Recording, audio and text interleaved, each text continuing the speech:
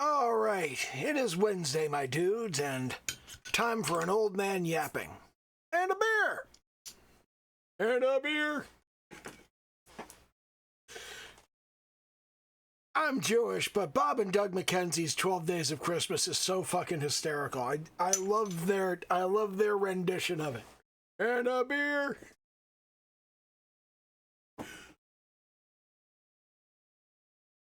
In a tree. I'm going to talk a little bit about the plumbing adventure that was going on. On Monday, we actually did the repair of what was going on. And what was going on was we had a pipe that runs like directly through this room. Like right over my head, right here, right where my finger is, okay? I'm pointing straight up at the pipe that runs all the way from that wall to that wall and goes into the machine room where it proceeds to reach the drain line. And for 28 years in this house, the sink has not drained properly. It just hasn't. It hasn't drained properly at all, ever. And this particular pipe, we have removed the drywall all the way across the ceiling. There's a big long strip of removed drywall all the way across the room, which is fun.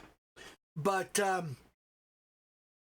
pipe, there's a place where it comes down from the kitchen. The drain runs straight down from the kitchen, and then it runs along the wall, and then it got here, and as it came into the room, it dipped down and then leveled out and came across.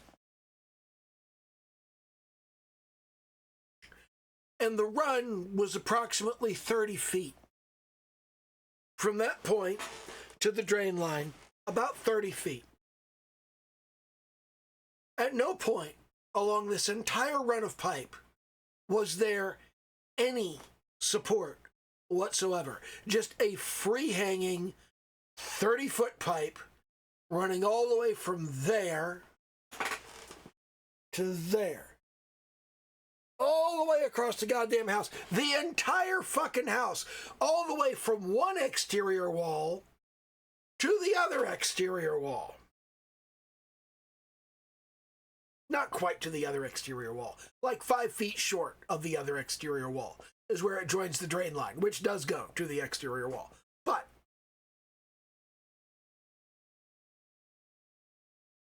that whole run of pipe, no support. Nothing to keep it from bellying out. It's fucking ridiculous. So, that pipe ran a path like this. It goes down and across. The guy we brought in went, what the fuck was wrong with these people? And instead of coming out and going down and across, he went straight at an angle. Because water doesn't flow uphill. It's that simple. Whole thing needs to be downhill. And he's got supports. He's put supports on the pipe about every 5 to 8 feet. Which is good. That'll hold it in place. That'll keep it from warping and bellying and settling. It's fucking ridiculous.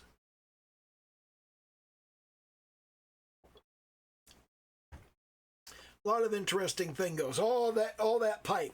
And we're pounding out all kinds of crap.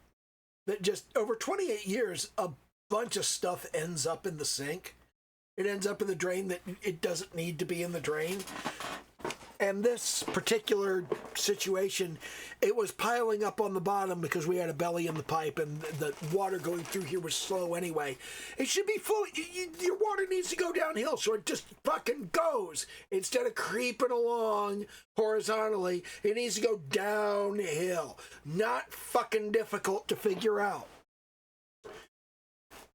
But I feel pretty vindicated because my dad got really annoyed.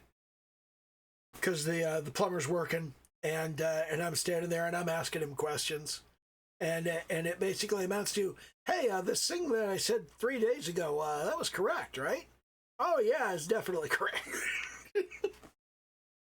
The whole time my dad's going, no, I don't think so. No, I don't think that would be it. Okay, so the problem was right in that space, right? Oh, yeah, it was. Huh. Right where I fucking said it would be. So we had 2 leaks. And here's the thing. We had a leak down there, and we had a leak up here. And the thing about these 2 leaks was, when we were pouring water down the drain, it would leak down here. And when we blasted a jet of water down the drain, it leaked up here. And I said, that means the clog's in between those 2 leaks. My dad's like, how do you figure? And I'm like, because the leak down here was worse, but at higher pressure, this leak up here gives way. So there's something in the middle that is increasing the pressure and causing the leak up here to be a problem. If there was nothing in the middle here to cause the leak up there, then we wouldn't get that. But when you do it at high pressure, you get the leak here. When you do it at low pressure, you get the leak there. That's because low pressure can get through this pipe, high pressure cannot, because there's something in the pipe that is stopping it. And the same thing that is causing the high pressure stuff not to get through pipe is also causing the low pressure stuff to kind of sit in the pipe at that area. And both of these leaks are at joints in the pipe, which, you know, you've got 30 feet of unsupported pipe, and it's stressing those joints. Those are the weak spot. But I'm sure you're not here for fucking plumbing information. That's not what anybody's here for. Regardless, do the little YouTube dance, hit the dislike, write some racial slurs in the comments, and unsubscribe. That's the new thing people are doing on my channel, is disliking and unsubscribing. I don't fucking care. I'm not gathering an audience yet. If you're here because you like the stuff that I'm doing, great. I'm glad. If you're here waiting for something to happen, yeah, nothing's going to happen for a while. I got some stuff that I'm doing. I got some stuff that I'm putting together. Things are going to get better here in just like a couple weeks. But they're not going to get that much better. It's still going to be me. it's still going to be me. It's still, I'm going to be the one here. I'm going to be the one doing the yapping. Anyway,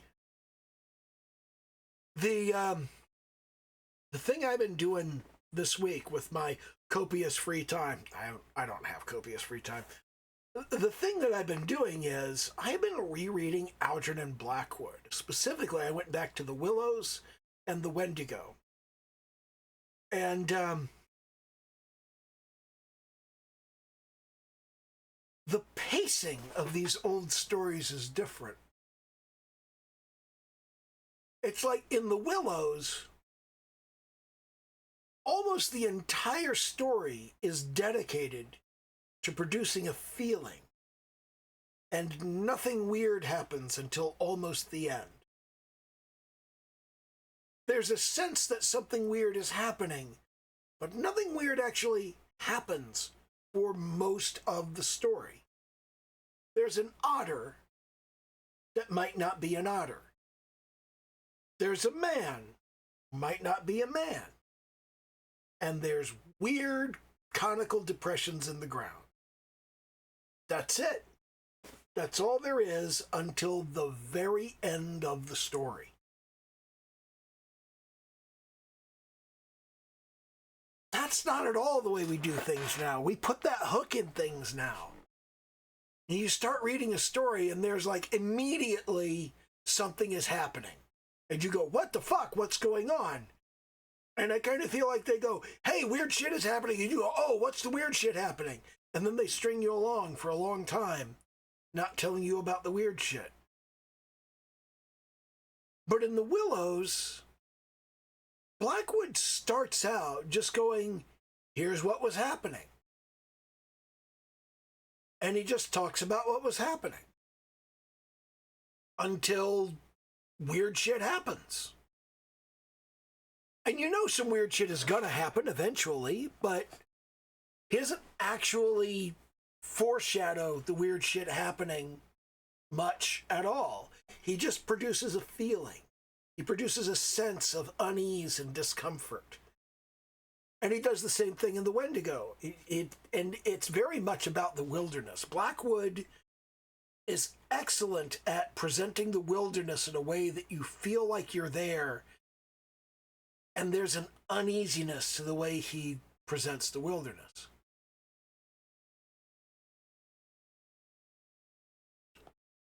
So I'm kind of fascinated by that. The Wendigo, weird shit happens sooner. It happens not quite halfway into the story. The Willows, hardly anything happens until like close to the end of the story. You get this one little weird bit that happens in the middle, and then things are a little bit creepy and weird, but it's just, could be their imagination. You can't quite tell. And then, of course, eventually, weird shit happens. But Blackwood really kind of doesn't have the shocking, horrifying moment in his stories. And I find that interesting, particularly in comparison to Lovecraft, because a lot of people compare Blackwood to Lovecraft, and Lovecraft really liked Blackwood. But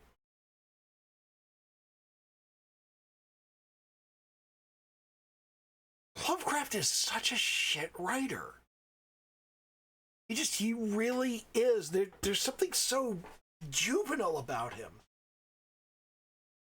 And it's not the racism. I mean, there's lots of racist writers that are better writers than Lovecraft. Still racist. The racism isn't okay. But the writing is better. They write their racism more effectively. There's some racism in Blackwood's shit. But, you know, it's not horrible racism. It's still racist. But, you know, it's racism of the time. You know, and he makes an effort for it to be positive racism. He's like, ooh, here's some stuff about Indians. Oh, but I'm not racist against them or anything. The Indians are cool because of like racism and shit. There's cool shit about Indians. There's cool racist shit about Indians. They're still fucking racist, dude. But, you know. God, I love Jubilee. It's so good. But, yeah. The thing about Lovecraft is that Lovecraft seems to have been trying very, very hard to channel kind of this trifecta of, there's Arthur Machen, who was very much about architecture. He does a great job of describing creepy architecture. There's Algernon Blackwood, who does a great job of describing creepy wilderness. And there's Lord Dunsany, who can really present this kind of mythical world encroaching on our own. And you put those three things together, and you get Lovecraft. Lovecraft is always going on about creepy wilderness, creepy architecture, and, you know, the otherworldly beings that are encroaching on our own domain. And it's a cool conversation. And he came up with some good ideas, but he's just not a very good writer. And he's not a very good storyteller. And it's like, I thought The Outsider was really, really good when I read it, but I was like 12. And I had never read a story like that before. And now I've read like 30 stories like that. They're like almost the same story. And Lovecraft's may have come first. I don't know if I've read a story like that that predates Lovecraft. And it's a surprise story. There's a surprise shock ending that Lovecraft is always going for the bleh kind of shocking moment, and in The Outsider, that moment comes at the end. Okay? So, like, go read it. Lovecraft's The Outsider. It's all of his works in the public domain. You can find it. Just search for it. H.P. Lovecraft, The Outsider. You will find it on the internet. You can read it from beginning to end. It's not very long. None of his work is very long. His longest novel is Out the Mountains of Madness, and I think that's 128 pages. It's not a lot. The Case of Charles Dexter Ward might be longer.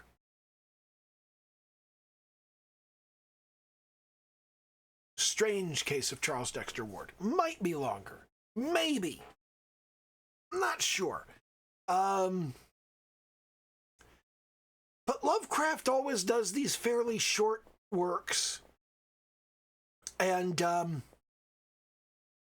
The Outsider is like, it's the right length and it's the right pace, and it moves along as fast as it needs to move along.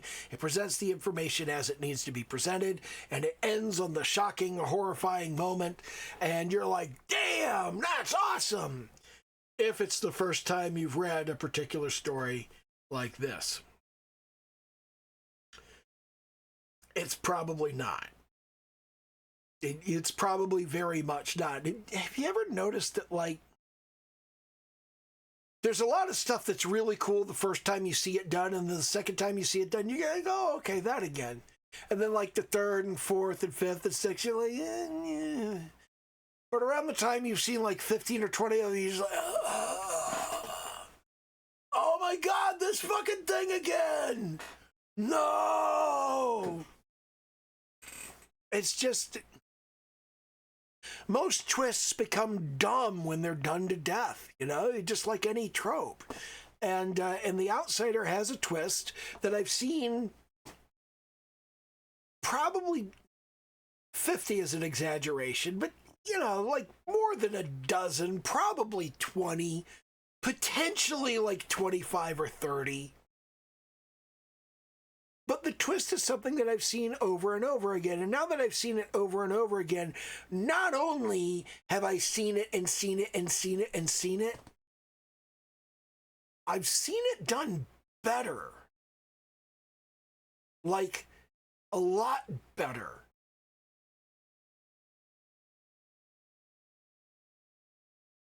And the more I've read of Lord Dunsany, and I love Arthur Machen, but God, he is fucking dense.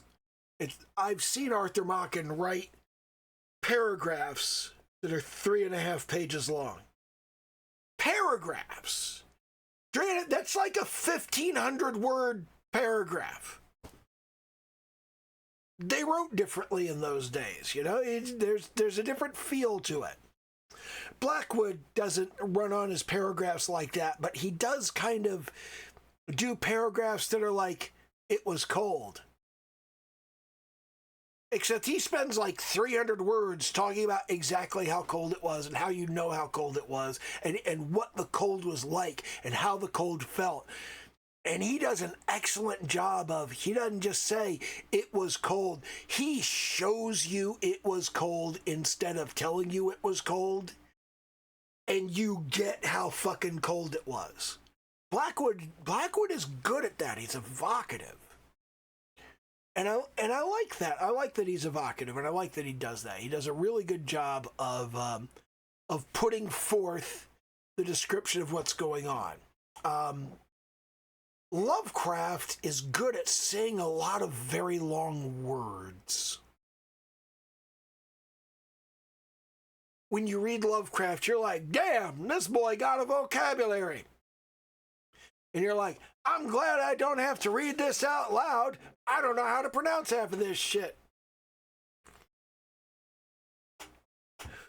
But the story underlying Lovecraft is like, there was a monster. Oh my God. And that's like the whole thing. It's like the Call of Cthulhu is one of Lovecraft's most famous stories, and it goes like this. I got on a boat to go out and try to find the monster that lived in the middle of the sea. And I found him, and it was scary. That's not much of a story. I mean, it's just there are themes that Lovecraft revisits over and over in his work, and one of the big ones is, I found this clue that said, there's something I don't know, and I did more research, and it was like, apparently it's something nobody knows. Oh my God, I could get famous. I could be renowned and rich for like knowing the thing that nobody else knows. I could tell everybody the thing, and that would be fantastic. And then like, they learn the thing, and they're like, oh my God, the thing has driven me insane.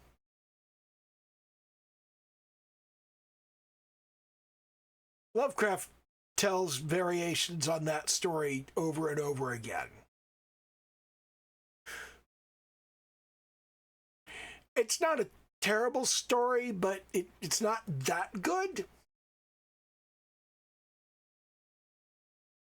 There's just not very much to Lovecraft's work, except the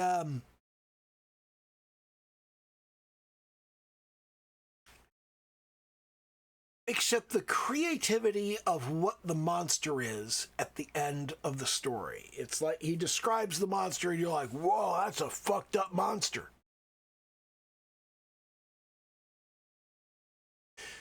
But still just a monster. I don't think Lovecraft does a good job of portraying what he's trying to convey. It's like he tries to say the thing, but I think a lot of what Lovecraft is trying to do is lost on the modern audience because it relies very much on his limited understanding of science, which he was fairly conversant with popular science of the time. But it was the 1920s. He wasn't, he didn't have even the most rudimentary understanding of quantum physics, except perhaps by way of Rudolf Steiner and occult science, which he probably had a fair knowledge of. My degree is in that. I could talk about that extensively, but it's really just, it's, hey, quantum parallel universe theory? Yeah, I could say a bunch of quasi-religious mystical horse shit to express the same basic ideas.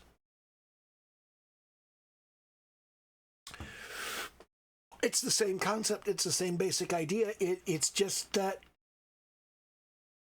instead of saying, I'm working from observable scientific results that suggest this is real and a thing that actually happens, Rudolf Steiner said, I made this shit up. I was taking some drugs and reading old demonology books from the 15th century, and I made some shit up. I personally find it fairly profound that the shit he made up happens to be very, very similar to quantum parallel universe theory. I found it way more profound when I was a teenager.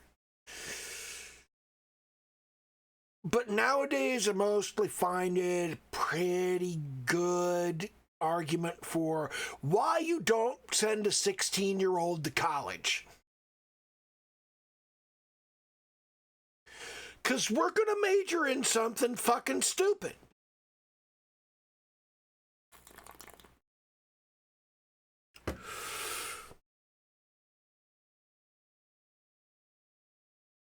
Anyway, Algernon Blackwood does a great job of being atmospheric about the wilderness, and Arthur Machen does a great job of being atmospheric about architecture. Really great job of being atmospheric about architecture. And then Lord Dunsany does a great job of going, hey, weird shit is going on in our world that you don't know a fucking thing about. Dunsany does a great job of that. And the thing is that as you read Lovecraft, once you've read Blackwood and Machen and Dunsany, you can really, really see Lovecraft going, I want to be like them. And not doing a very good job of it.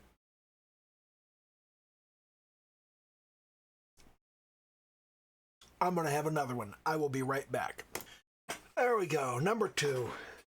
Because I didn't have one the other night because I couldn't afford to drink. Now I can't afford to. Well, kinda. I'm behind on my Learn to Draw in 30 Days stuff. I have got days 25 and 26 backed up. I was supposed to do those yesterday. I was supposed to do day 25 on Monday, and I didn't. And I was supposed to do day 26 on Tuesday, and I didn't. Because I was staring down day 25. And the reason I was staring down day 25 is it's that 10 to 15 pose drawings from photo reference. And I don't like doing that. It's not my idea of a good time. But anyway, by deciding I'm going to have a second beer on an empty stomach, I'm basically conceding that I'm not going to finish day 25 or day 26 in the next few hours. And I will probably be behind on day 27 that I'm supposed to do tomorrow. So, I don't know. What the fuck? So,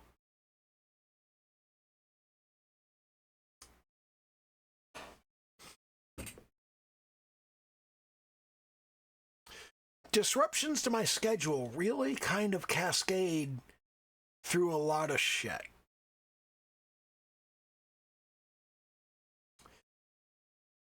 And this plumbing thing is just like, it's fucked up everything. And I ended up behind by like 4 days on the character stuff. And I'm sitting here right now and I'm thinking, I can already see it. I can already see that in the end, I'm going to have to do all of this stuff on Saturday night. I'm going to have almost everything needing to be done on Saturday night, and I'm going to have to rush it out so I can put it into the Sunday blog post over on Subscribestar. I did get day 24 done. So I'm really only behind by like a day and a half, which isn't terrible.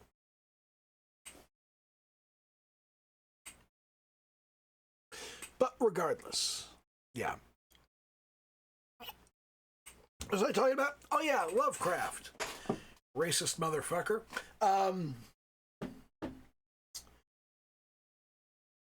Lovecraft tries to be Lord Dunsany and he fails.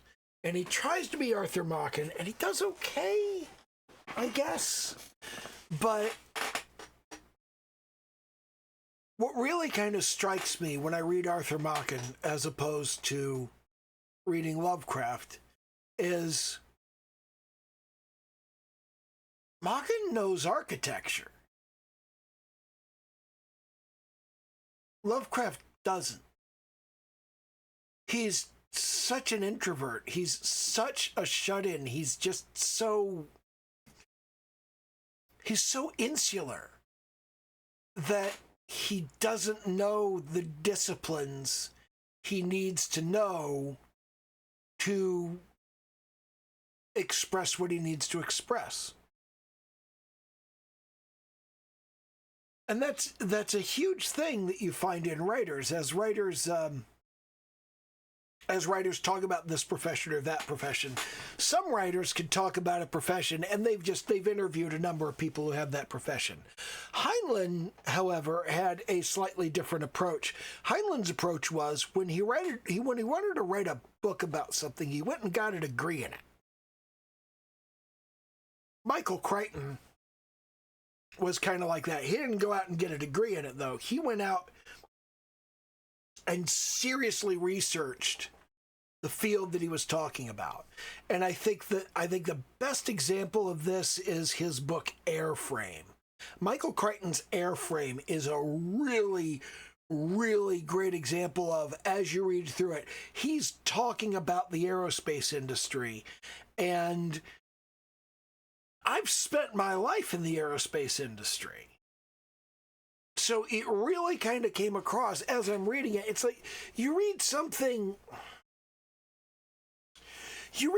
Crichton has written about a field that you're not in, okay? And you go, wow, he says a lot of stuff about this industry. That's really cool. But when you read Michael Crichton talking about an industry that the first half of your career was in,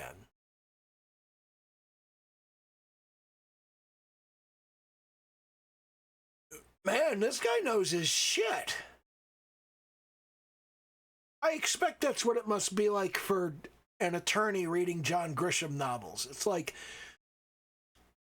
I read a John Grisham novel, and John Grisham talks a lot about the law, and he talks a lot about being an attorney, and the business of being an attorney, and the practice of being an attorney. And wow, man, that's really cool. He knows a lot about that shit. But if you're an attorney reading a John Grisham novel, I'll bet that's like, wow, holy shit, this guy actually knows what's going on, man. That's cool. Because when I read Airframe and Michael Crichton actually knew shit that I was like, oh, he's talking about something I do for a living. Oh, fuck, he actually knows about it.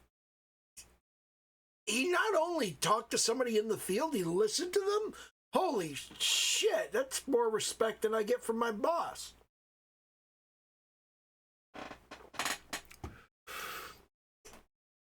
Lovecraft just kind of made shit up. He always just kind of made shit up. You know, just like Rudolf Steiner, who sat around and made shit up. Statistically, you know, for any given scientific discovery, statistically, somebody made that shit up. Somebody not so long ago made that shit up. And you could go, oh, it's prophetic. It's stochastic is what it is. It's not prophetic, it's stochastic. Random chance resulted in you making up the thing that actually happened.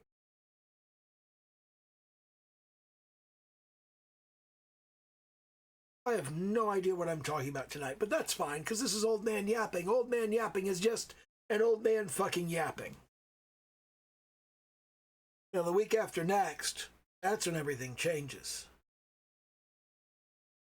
That's when everything changes dramatically. You know what?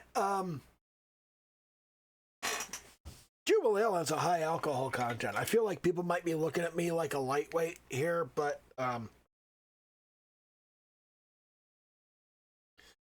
we have an alcohol content on here. Yeah, this is 6.7.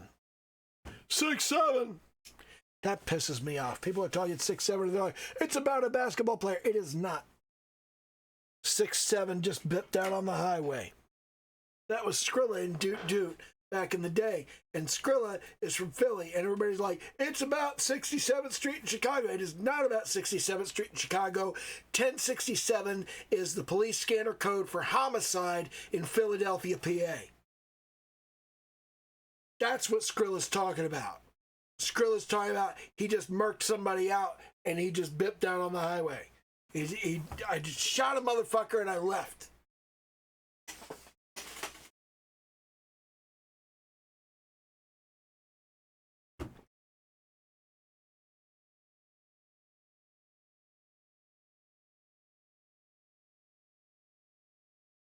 People are sitting around going, what does it mean? It doesn't mean anything. It's the police scanner code for homicide. 6.7. But yeah, Jubilee is a fairly, I feel like it used to be 6.8. 6.7, that's pretty vicious.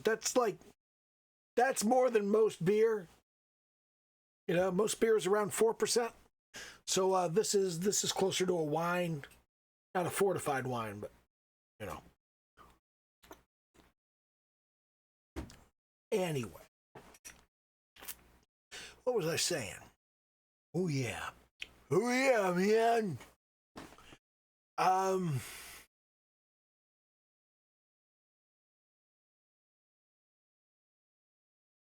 I've been reading a lot of horror because I'm trying to design the backstory and the lore of my video game, because it gateways into a lot of stuff. I'm weird about this, and a lot of people don't agree with this. A lot of people sit there and go, you don't need a story. It's like, a story's not fucking important. Yes, Sandy Peterson, the story is not important. Nobody's going to read the story. Nobody cares about the story. But the story must be there.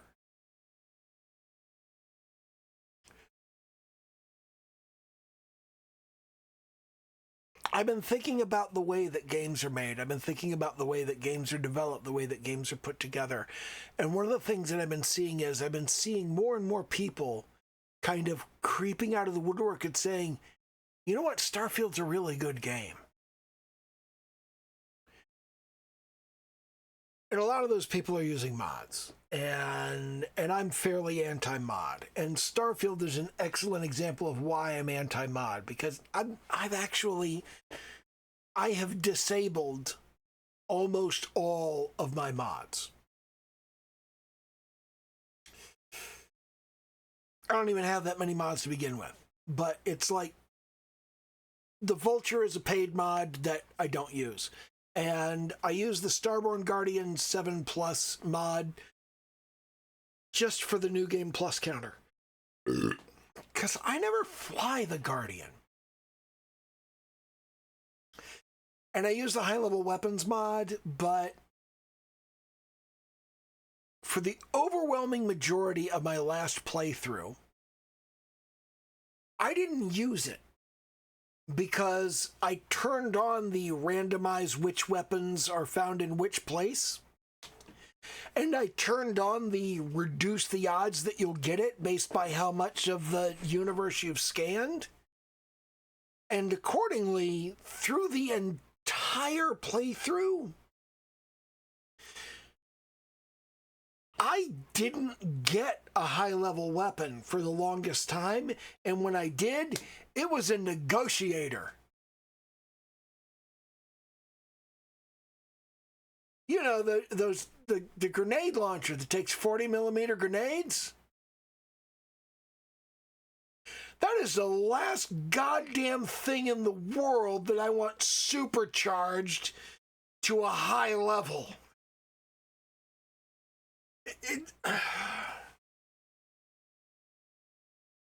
And I'll tell you what drives me fucking nuts is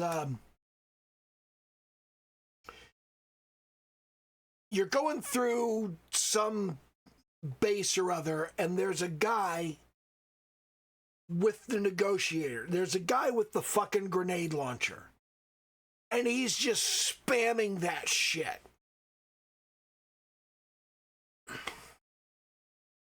I feel like enemies should use ammo. I feel like they should be limited in ammo. Everybody should have a weapon and some ammo and a melee weapon, and they should try to conserve their ammo.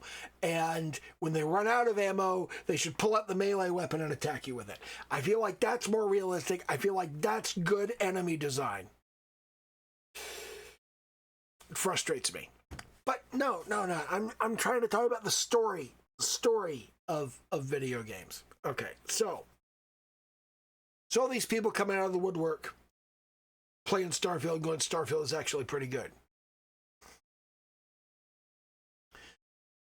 Starfield is the first really slow burn video game I've played in a long time.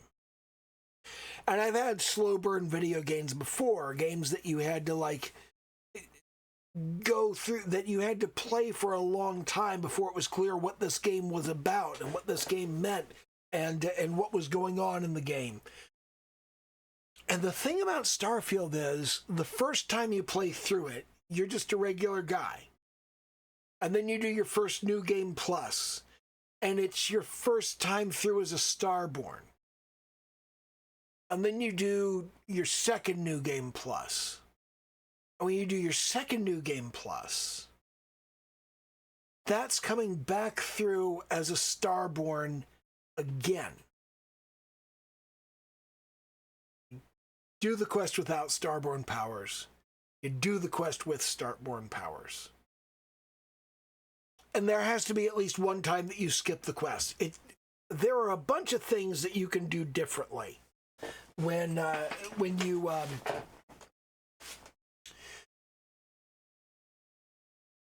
do a New Game Plus in Starfield. You can, at the very beginning, fork the quest into option 1, I'm going to pretend I've never done this before. Option 2, I've totally done this before, just give me the locations of all of the artifacts.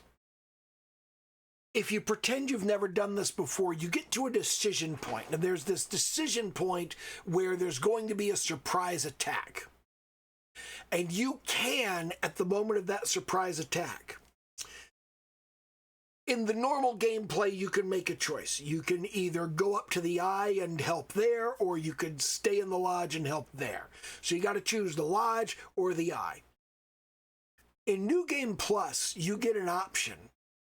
If you're not skipping the quest, you get an option to go, there's going to be a surprise attack. You get a third option. And that third option changes things entirely. So you've got basically 5 different ways you can go through the main quest. You could do the whole thing, you could skip it, and if you're in a New Game Plus, then you can either help at the lodge, help at the eye, or you can tell them there's going to be an ambush. So you start out with 2 possible options. You go through the quest, and you can either help at the key or you can help at the lodge. And then in New Game Plus, you can skip that whole thing or not. And you can tell them about it or not, which gives you 5 different paths. So you have 3 paths your first time through, 5 paths your second time through. And I think you need to take all 5 paths before you could really apprehend what Starfield is about. Maybe this is just me. I think you at least have to do at least 3 things. You have to do the first one where you get the choice between helping at the lodge and the key, and there are consequences to that choice. You have to suffer the consequences of that choice. And then you have at least one time where instead of making a choice between the lodge and the key, you say there's going to be an attack. We need to avoid it. And you need to have at least one time where you just skip the whole fucking thing and go, yeah, I'm fucking Starborn. Just tell me where the artifacts are. You need to do those 3 things. Make the choice, skip the whole fucking main quest. I think those 3 options are necessary before you start to apprehend what Starfield is about. I have come across a whole lot of people who are not even remotely interested in finishing their first playthrough and going to New Game Plus. They just want to stay in their first game. They don't want to learn the whole storyline. And that's like, Starfield is a time loop game. You have to go into the time loop or you don't understand what the time loop means. And it's very frustrating seeing people do that. And then you try to go, no, you need to, but you can't tell them what it means because you have to discover it as you go through. It's like I can tell you what the things you'll notice are, but the order you notice them in matters. And the way that you come to grasp them matters. And I think there are a lot of people in the world who simply don't give a shit about this when it matters. It fucking matters. It is very frustrating seeing people that basically go, oh, I don't want to engage with the game on a deeper level. I just want to like play through it and go, this game was stupid. It's not stupid, you are. You can't tell people that will get them to play the game.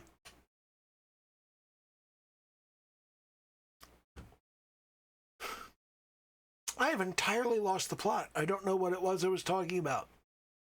Oh, storylines in games. Storylines in games. The whole thing about you do all this work for the storyline in the game, okay? And most people are not going to engage with it. There's a tremendous amount of stuff that you put into a game that only a tiny fraction of people are going to see or recognize. Gotcha. Little fucker.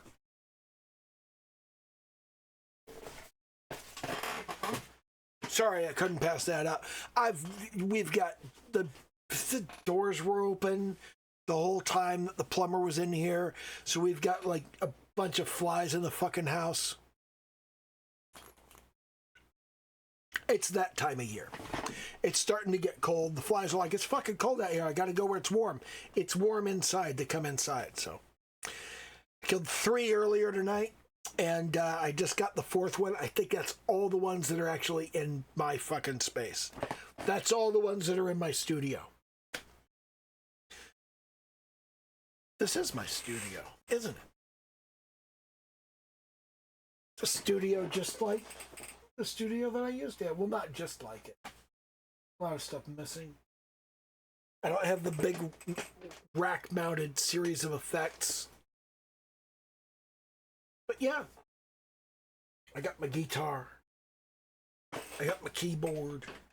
I got my DJ console.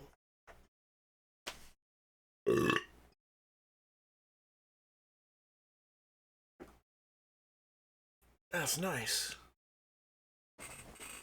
It's an art studio, too. Never thought I'd have an art studio.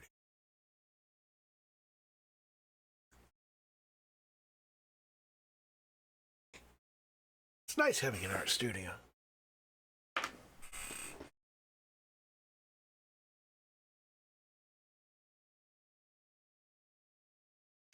Anyway. I overbuild the lore for my games because the number of people who care about it is vanishingly small. But those people absolutely love that it's there.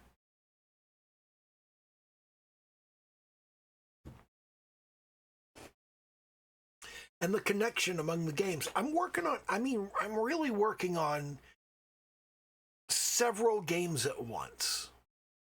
Okay, and we've got the 10 Pantsugami. Okay, we've got the 10 Japanese panty goddesses, and we've also got the 10 various enemies, and those are all characterized. And then we have more people. We have quote unquote Protag Kun. I don't know what the protagonist's name is. But there are 4 more characters that are going to show up in a future game. They don't exist right now. They're not going to show up in Filthy Pervert Stole My Panties, which I'm pretty sure is going to be the name of the game. It was going to be Yandere Survivors, but I think Filthy Pervert Stole My Panties is a better name. I think that's going to work better. Just a minute.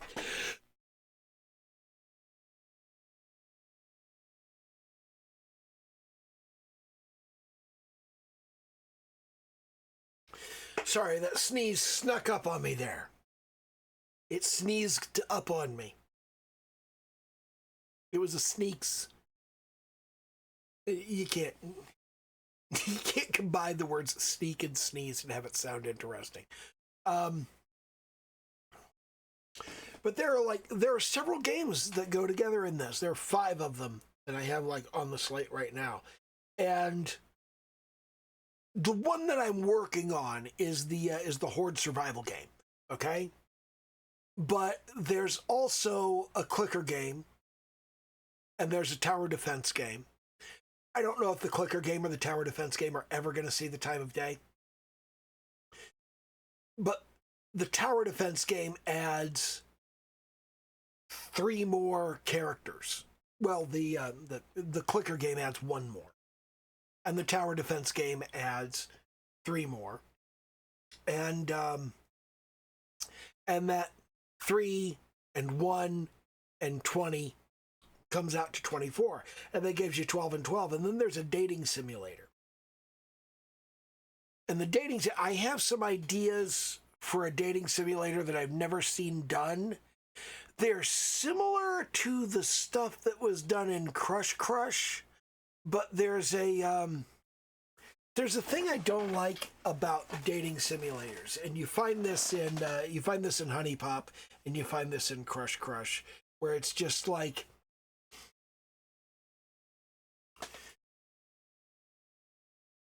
you buy the person's stuff and it counts toward romance. That should only work if you buy them stuff that matters to them. And Honey Pop kind of does that, but it does that by going, this thing can only be bought for that person. I think you should be able to buy whatever you want for anybody, but it impacts your relationship based on whether you know what that person likes.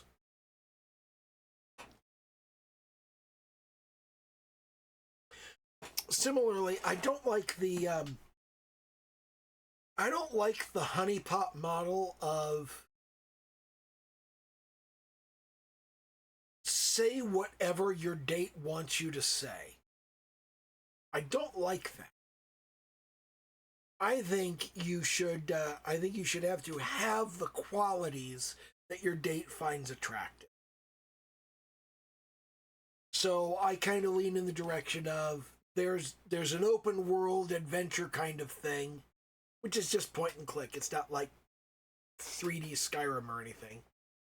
It's just like you click on this place to go there, and then you get a job there so that you can learn a skill. And that skill is attractive to certain people.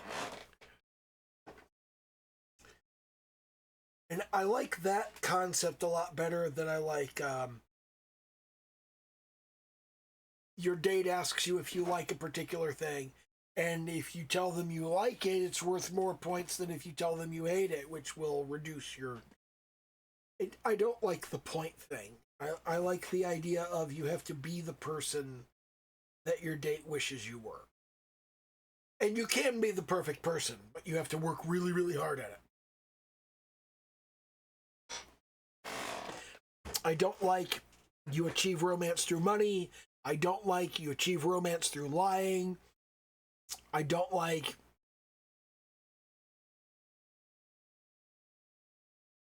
you achieve romance through groping the girl that you're trying to date.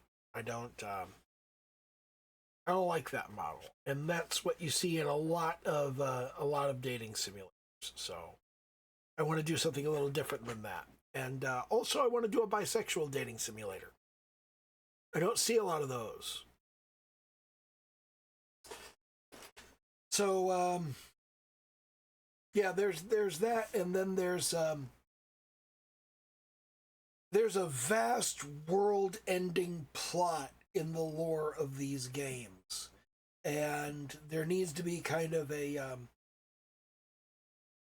there needs to be some kind of adventure-y game where you uncover the plot and work to dismantle it. But I'm not sure what that game's going to look like. At the moment, I kind of envision it as being an RPG Maker sort of game, because I think that'd be funny. But people don't like those anymore. People don't like JRPGs. JRPG feels like an insult. And the Japanese don't like having their games called JRPGs. And I'm like,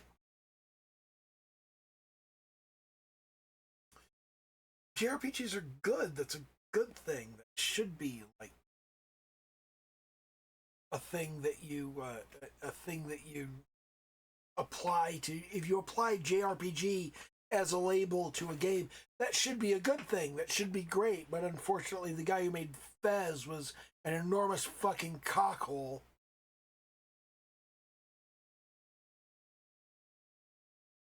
And accordingly, he said a bunch of upsetting shit, and now people don't like to call their games JRPGs anymore.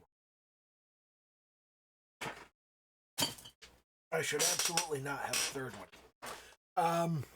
Man, we're almost an hour in. So anyway, storylines. One of the things that I am playing with, and I'm not sure whether I'm going to do anything with this or not, is there's a notion in HoloCure of the special attack that you build up for a character. I'm not entirely certain I want to do that, but if I do that, which I might, I'm thinking along the lines of the 10 Panzergami having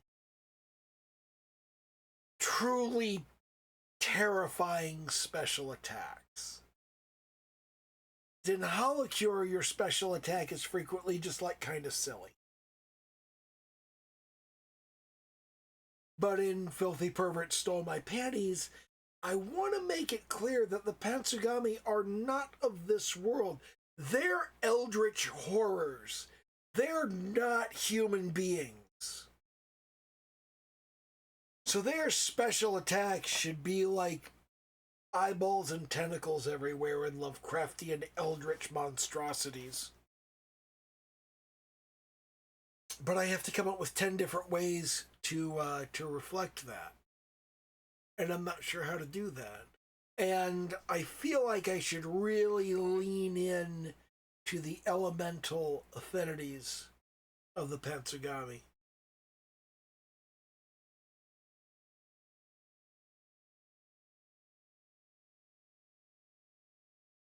Anyway, nothing I am doing right now on the channel is intended to be all that interesting or all that good. Which is a good thing, because none of it is all that interesting or all that good. However, in the near future, things are going to be interesting and good. Damn it, this console is supposed to be.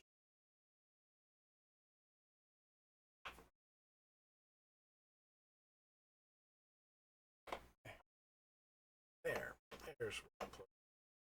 So I got it in the right orientation.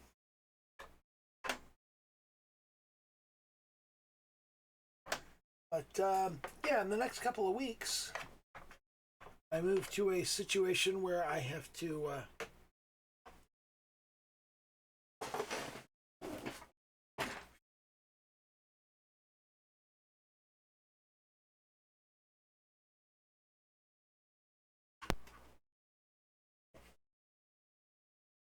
there we go. Ow. But yeah, in the next couple of weeks, things are going to change fairly dramatically because I move from just doing whatever the fuck to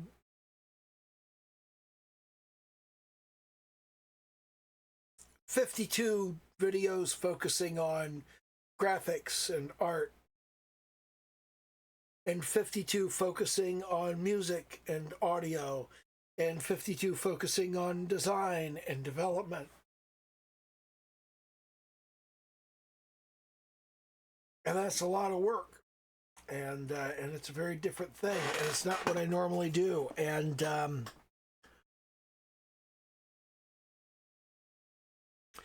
fairly nervous about my ability to do a good job, but that's okay. I can do a shit job in the beginning and just get better as I go.